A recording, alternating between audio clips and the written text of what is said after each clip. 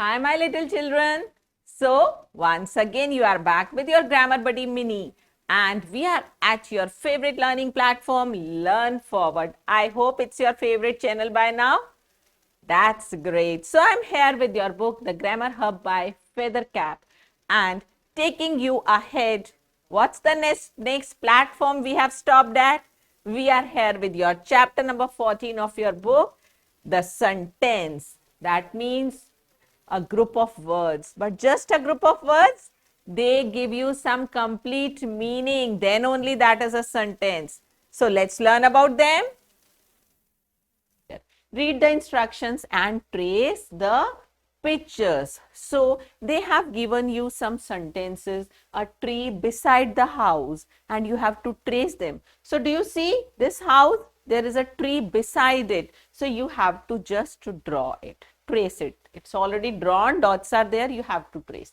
Then mountains near the house. Do you see mountains near the house? So you'll just trace them, right?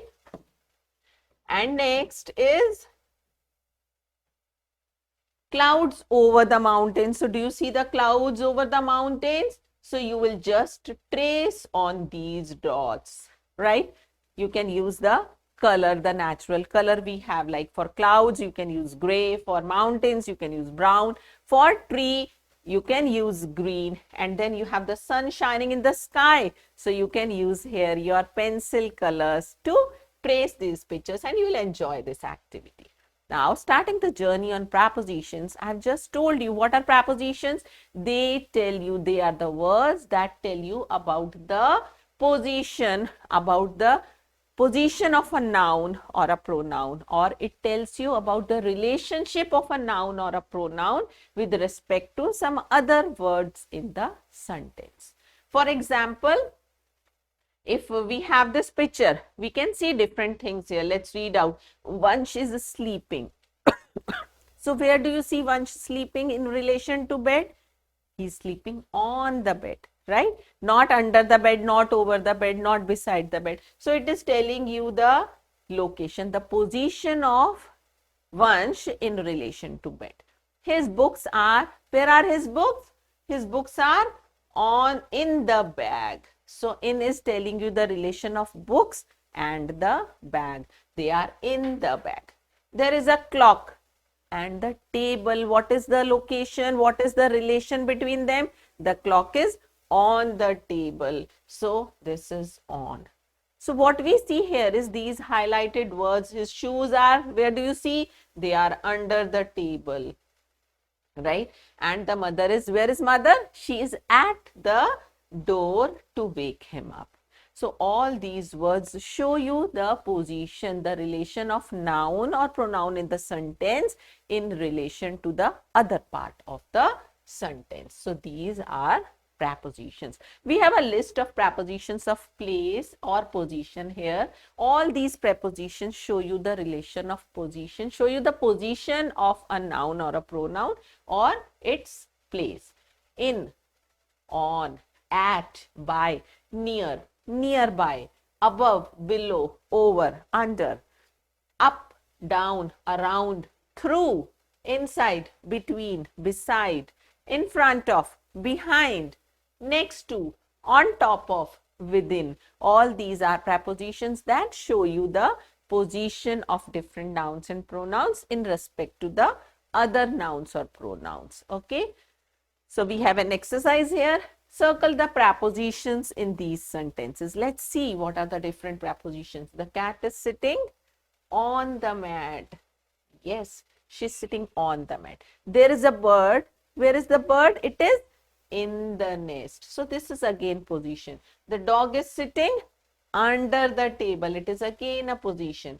The house is between two shops. So when we have two, we say between. I am sitting between my mother and father. But when there are many, more than two, so I'll say I'm sitting among my friends. So friends are more than two, that is why. The moon is over the house. It is over, it's not touching. The boy is standing under the tree. Yes. The bird flew above the house. So these are the different prepositions here. What we have learnt about prepositions is, the preposition is a word that shows you the relation between a noun or a pronoun and the other words in a sentence. So this was all about prepositions, and we have learnt a list of prepositions that tell you about the place or position of nouns. So I hope you have understood prepositions, the basics there. Okay, it's time to do an exercise now. Look at the picture, fill in the blanks with the correct prepositions from the box. So in your help box, on, beside, near, behind, under, these are the prepositions given. Let's quickly understand how do you use them. On means something is above and it is touching the surface. Beside means by the side of, it's sitting, it's next to the other one. Near means somewhere closer, not just by the side, it can be closer around anywhere. Behind means which is at the back, and under means which is below, it's not touching. So let's see the positions. The cat is, where is it?